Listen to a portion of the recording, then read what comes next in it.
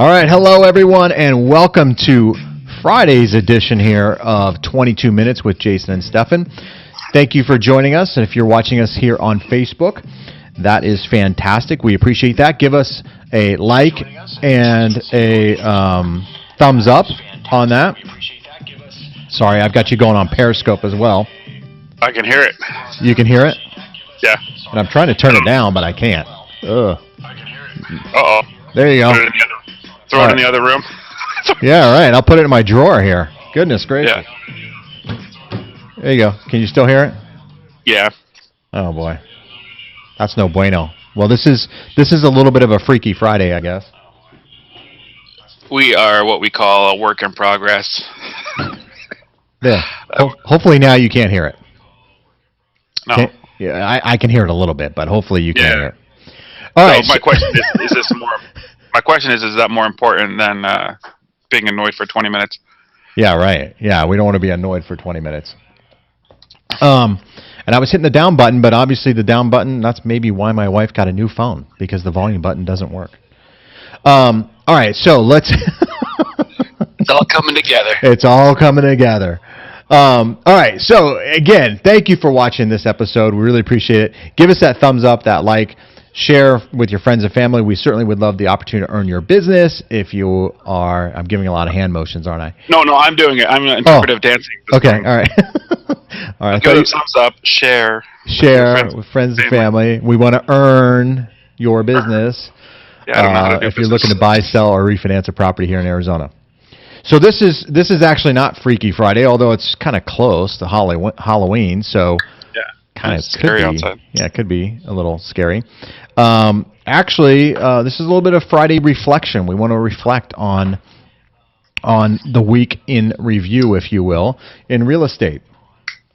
And so one of the things that I wanted to kind of touch base here, and Steph and I were kind of talking off camera here a little bit about it, was yesterday I had the opportunity to attend a big event. It's an event that is held throughout the country. I think today or Monday it's going to be in Las Vegas. It's called the Real Estate Masterminds Summit, I think. I don't know if it's a summit or what, but anyway, Real Estate Masterminds, and what it does is it gathers all the top, or some of the top, real estate professionals, mainly realtors for that matter, here in the Valley, and then a lot of realtors come in, and the top agents then share their success stories or how they became successful, and it's really kind of a meeting of the minds, if you will, hence the masterminds. But there were some takeaways that I got from it that I wanted to share with everybody, because I think these are just things that I observe when attending those kind of events. One of the things that when talking to one of the realtors who also is an investor, she had made mention, and I think the statistics show this. And Stephen, you can kind of collaborate with me on this. But she mentioned that properties over 3,500 square feet just aren't selling. A lot of investors are wanting properties under 3,500 square feet. Yeah, not even just investors, families themselves. At that point, the price per square foot has gone up a little bit. It just makes sense. 3,500 square feet typically is a two-story house. Energy costs are a little higher. When you're cooling off 1,700 square feet above another 1,700 square feet of TVs and computers and whatnot, But yeah, I've seen that for a long time. I don't know if that's ever been like the hottest part of the market anyway. Right. So I thought that was kind of interesting, because that was even her main focus is in Paradise Valley. Multi-million-dollar homes, and even those individuals are wanting smaller homes. They don't want the big McMansions. Now, I will say this: she did mention, so maybe she was a little bit contradictory to herself. She would say, "Hey, the investors want 3,500 square feet, but they want a casita as well." So it's like, okay, well, casita plus 3,500 square feet. Maybe you're at 45. I don't know, but it was kind of interesting to hear that from her perspective there. I get that. I get that all the time. A guest house. We always want a casita. Everyone, because that's what the Valley of the Sun is here. It's more of a, I think it's more of a family. Like you're bringing in your mom into the guest house, or maybe you're in the guest house, and your older parents, or your, your family's in the other part. It's just a congregation of everybody coming in. Oh, I don't know if you're making a sign. No. I'm listening, man. I'm listening. So it's not breaking news that casinos are hot. Who Yeah. does? Yeah. Somebody wants a guest house. Well, What? yeah. What breaking news? Dun dun dun. Um, but I will say that isn't not Fulton Homes, but another builder. Don't they kind of Yeah. include like mother-in-law suites and stuff like that as Yeah. part of their build out? So it has been something that has I been think out there. Fulton town, something town. There's a few of them there. Yeah, flex floor plans, and they have separate entrances and all that. They might be all on the same roof, but it is considered a mother-in-law suite. So, but I just thought it was kind of interesting to hear that from somebody who's doing multi-million-dollar properties all the time and dealing with high-end clients, high-end net worth clients. I was invited to that mastermind. I wasn't invited to speak, but I was invited to go. I'm glad that you got to attend. Yeah, it was good. It was good. It was good. Now, the second thing though that I will say, and this is one of the reasons why I don't like to attend some of these things, is because there's a lot of preaching going on. Right. Hey, I'm better than you. This is how I did it, and you should be doing the same thing. And I'm thinking, well, if everybody did what you do, then you wouldn't be what you are because we would all take market share from what you're doing. Right. And and there's different personalities out there. Not everybody. I heard it this way: if I do what everyone else does, then I've increased my competition pool. Right. And I asked that question. I'm glad you mentioned it because I asked that question yesterday to some of my colleagues. This is kind of top producers here giving away their secrets. Now maybe they're not giving away all their secrets. Of course they're probably not. But I thought it was kind of strange. Like, you want me to go teach other people how to be my competitor? 90% of the people aren't going to do it anyway. That's what they said. That's exactly what they said. I can tell people, and I tell agents all the time. They come into my office. They're like, "Well, how do I build a team, or how do I create something successful?" I tell them to do this, this, and this. Like, all right, well, thanks. Yeah. I don't know if part of them feels like it's them being the agents that don't do what I'm doing or what the top producers are doing. If they feel like they can't do it because someone's got dibs. Right. Oh, that's a great idea. I wish I would have thought of it. Right. I can't use it now, but right. There's not copyright. It's not copywritten. No. A lot of investors still out there. That was another takeaway that I got. And, I got the impression, and Stephan, you can speak to this a lot more intelligently than I can because you deal with this on a more intimate basis. Because I'm smarter. No, I'm just kidding. I'm just kidding. But I got the impression there's a lot of a weekend or not semi-pro, but amateur hour for investors, if you will. I met with 4 investors in the last probably 10 days. I would say 3 of them are not savvy. The other ones, I give them my formula, and I can give my formula out on here and what I look for in a property. And I'll just say it's 75% of ARV minus rehab costs at $30 a square foot. Mm-hmm. What does that mean to you? Right. You can like when we had the Russian or the German underneath there. Right. But to a savvy investor, they know exactly what that means. Right. And I had 2 calls this week from people wanting to buy investment properties and wanting to know what the terms of the loan would be to purchase investment. So people. The investors are still out there. The savvy ones and the non-savvy ones are out there, and they're always looking. They don't know the issue. The issue with that is wholesalers are liars. For the most part. I get 99 houses. Let's say, I just say 100, so I can say 99 of them are wrong. Once in a while they're right, but I probably get 20 houses a day from wholesalers, and they tell me the ARV, which I said was, when I said 75% of ARV is after repair value. It's what can I sell it for? Right. They say you could sell this one for 220. So then I do the math, and then I probably sell it for 205 after I run my comps and say, okay, this is what it'll appraise for. So then they're off by 15K, but then they want to wholesale to somebody for 160. You put in 15K, now you're in for 175. You sell it for 220. You're going to make 45,000. That's not the case. Even if I sold it for 220, I have 10% closing costs, kind of what we just talked about off camera with a different deal. But right. So if I sell it for 220, I know that it's 200. So if I picked it up for 165 or 160, let's say 165 since I don't remember what number I started with, 15K. So I'm in for 180. Sell for 220 to make 20. Does that make sense? Yeah. My costs are this much. My net is the difference between my proceeds. So if I sell it for 220, I might make 20K. If My rehab is 15K like they promised, and if I can sell it for 220 like they promised. Right. Right. Absolutely. Now, Oh, and the non-savvy investors believe that that's true because they don't know. Yeah, they don't know what they don't know. Right. They don't have the experience. They don't have the deals under their belt, the history. Yeah, that can actually hurt the market a little bit. So we pay 12% interest on ours for, like, if somebody wanted to invest, I always ask them, what are you looking to do? What are you looking to make? Mm-hmm. Well, I want to make 10,000 a house, or I want to make 20,000 a house. Well, what does that mean? So what we do is we collect funds to flip houses, and I pay 12%, a 6 month guaranteed interest, meaning that if you invested $100,000, because that's easy, $100,000 house, interest is $12,000 for the year, or $1,000 a month, Mm-hmm. right? 12 divided by 12 is 1. So right. I pay you $1,000 a month with a minimum of 6 months. So $100,000 gets you 6,000. If I buy the house today, I fix and flip it and sell it next month, and I close in 30 days. So I close in 80 days. Let's say I close in 80 days, you got 6% interest on that money. Now you can take that money and reinvest it back and kind of do let it grow. Yeah, just stack it on. Yeah, right. Yeah. Right. But and I know we didn't even want to go on this tangent, but I just thought I'd say that out there. If you're an investor that's just looking for a rate of return, we will give you that rate of return. If you're looking to fix and flip yourself and get in the game, then I sit with you for coffee and show you what's going on, I guess, and then make that decision. No, absolutely. Which kind of, and I'll kind of skip ahead a little bit because I thought this was interesting too.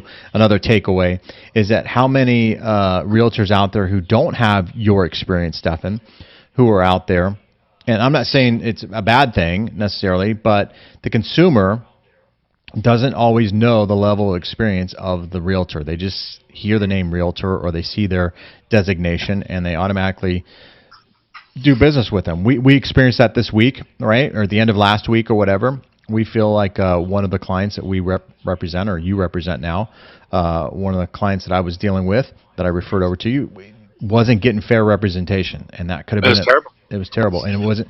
Maybe it was because of experience. We don't know, but it was one of my takeaways, I guess. Long story short, was there's a lot of realtors out there with very little experience. Not necessarily a bad thing, but it's just a takeaway. The realtor told the seller that if I don't sell it in 3 months, I pay you $1,000. That's what he told the client, or she told the client? Yeah. Oh wow. He says I don't even want the money because he's just so. It's just so heartbreaking to do because she didn't know what to do after that. Of course she got the listing. She did not put a sign up. Yeah. Don't you think you'd want to put a sign up so the neighbors know the house is for sale in case they're looking to move in the neighborhood? Well, the other thing too was that she listed that property for sale, or in the MLS she listed it as sold when it really hadn't sold either. So there was no backup offers coming in. Right. You know, it's crazy, and that price point is a high demand price point. Okay, so next thing here, the lack of knowledge of agents on how to market properties, or how to do marketing. Period. I was shocked at how many people don't even know or use even social media. And there were big brokers there saying, hey, look, guys, you drop off a client from a showing, or you get in your car and they get in their car, whatever the situation is, they get your name from a referral. The first thing they're going to do is Google your name. And it was just surprising to me how many people don't. Congratulations yesterday, because it's my 4th year at Tempest Real Estate. Well, I haven't been with Tempest Real Estate for 3 years, but yesterday was the 4-year anniversary of the day that I joined Tempest Real Estate. And so I got like 10, maybe 15 people. Congratulations on your 4th anniversary. I was like, well, we don't talk, but what it does is, because I guess I'm failing because I'm not to say I don't work there anymore, but what it does is if you Googled my name and Realtor, you'll see my photos, you'll see posts, you'll see houses, you'll see blogs, Facebook, YouTube, LinkedIn. Yeah, I mean, I'm all over the internet. In fact, my wife kind of beats me up about that a little bit. But hey, we're kind of a little bit of a public figure. When you're a realtor and you're representing the public, you're a little bit of you're not, Donald Trump or anything like that, public figure, but we are a little bit of a public figure in the community. And so you need to have some representation. And a lot of Google has shared that, people, if they can't find you online, and even though you're being referred to somebody, and you're not able to be seen online, then your chances of obtaining that referral are slim to none. So, yeah, I just created a Yelp commercial. Now my wife says, "Why join Yelp?" Or why get on Yelp? Because the only thing people do on Yelp is complain. So why open myself up to the one place that everyone goes to complain about somebody? But I figured if I am on Yelp, maybe it's an avenue. But we just did a commercial that should be up next week. Maybe we'll play it. Yeah, good. That'll be great. Let's do it. Okay, so in the lending world, there are some changes that will be coming down, not necessarily to the consumer, although I do think that there are going to be some additional product lines coming out in 2017, but more or less from the operational side of lending. We're going to start to see as rates increase over the next couple years, which eventually they will. I don't think they're going anywhere anytime soon. We've kind of talked about that, but as rates do increase, we're going to start to see margins for lenders get tighter. And there's going to be a little bit of a purge going on in the lending world as far as operational staff. So that was something that I kind of took away from my other colleagues, having conversations with them there. Which was, they're trimming the fat. We were talking about it. We can say it. I think the processors beware. Yeah, processors are way overpaid. There's a lot of underwriters too. Underwriters way overpaid for what they do. Again, the underwriter can underwrite a file. And they're on the line too. If they make a mistake or whatever, they can be their license and their ability to underwrite can be taken and stripped from them. But ultimately, it's a loan officer too. If that loan goes belly up, the lenders have the ability to blacklist loan officers. Yet loan officers, I mean, we have underwriters and processors making a lot more money than loan officers. Yet the loan officers are taking on all the risk. Right. And so it's or the majority of the risk, I should say. I mean, companies have risk too, of course, but and that goes in with the appraisers. I think too. We tie that into not enough appraisers out here these days. Yeah. I think some of them got blacklisted when they were appraising FHA houses too high. I talked about this a little over a year ago. Yeah. They were getting penalized for appraising too high on FHA, and they weren't getting penalized to appraise low. Yeah. So people started appraising low on FHA offers. Yeah. So it kind of made the whole market want to go conventional. Yeah. Can you go conventional? Because we'll get a better chance of getting accepted. Now, where are these appraisers at? Did they get blacklisted, or did they just say, screw it? I don't know. Right. Okay, so it looks like we lost our Twitter feed, but that's okay, because that was kind of loud and annoying. That's all right. I'll check that later. Hey, I do want to take this moment here to give you the tweet quote of the day, right? We didn't do that. Totally forgot about that. So let's bring that in here. I forgive you. All right. So today, Friday, tweet quote of the day, which really goes in line with what we've been talking about. It reads here: your profession is not what brings home your weekly paycheck. Your profession is what you're put here on earth to do with such passion and such intensity that it becomes spiritual in calling. I thought that was pretty appropriate for what we do in our profession. We are very passionate and about what we do, and so there you go. I like it. A lot of big words there. A lot of big words. I kind of stumbled there a little bit, but I think we get the point. Profession, passion. Yeah, profession, passion. Be passionate about what you do. And that was a quote by Van Gogh. Yeah, good guy. Yeah, good guy. I knew him once. Right. See, I tell my agents, find your passion. Let's say your passion isn't real estate, that's fine. But if your passion is golfing, then go golf and then be the golfer that sells real estate. Right. Have that conversation. If your passion is sewing or knitting or biking, be the biker that sells real estate. That way, your group, the people you're most like, know you and trust you, and you kind of gain that stuff.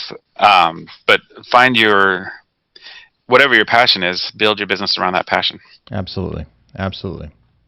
Okay, and then last thing I'll say here, and then, well, you know what? I don't even need to say it. We've already kind of talked about it. Let's talk about Opendoor. We kind of had that experience. I had an experience this week.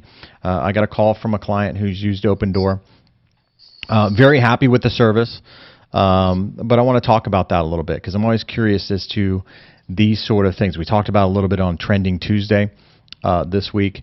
And then lo and behold, I get a call from a client yesterday who is using the service. And so I asked him, what was your experience? And his experience was fantastic. He loved the service. Very predictable, and very manageable. In fact, so easy, it was kind of scary to him a little bit. Well, let's talk about the numbers, because what did he think his house was worth?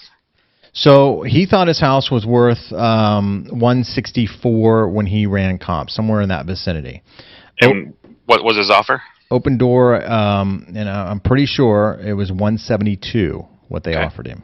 So he thought, okay, well, that's great. I mean, that's above what I was going to get, and minus their fees or whatever, I'm going to net the same as if I were to list my property at 164 with a realtor minus the 6% commissions, or 10% with costs or whatever. So in his mind, it was great. Now you ran some numbers on that particular property, and right before the show. That's why we were like 2 minutes late. Because we were talking about it right before the show. I ran the numbers, and I see that it should appraise 195, maybe 200. Mm-hmm. So that kind of goes what we talked about before. That truly, if you want the highest and best offer, you need a realtor. Right? Well, and then let's just talk about it, because we talked about 185. Yeah, good realtor, right? Yeah. We talked about it. 185. It's a fire sale, and he makes $10K more. He nets $10K more than he would have with Opendoor, whatever their fees are. I know it's at least 10%. But if you go at 185 on the market, you increase your chances. But you hire all these other agents with buyers. Yeah. When you go to Opendoor, it's one buyer. Yeah, it's clean and smooth. And you know why it was so scary and smooth? Because they were getting a smoking deal. Yeah. That house is going to be on the market probably in about 2 weeks for 200.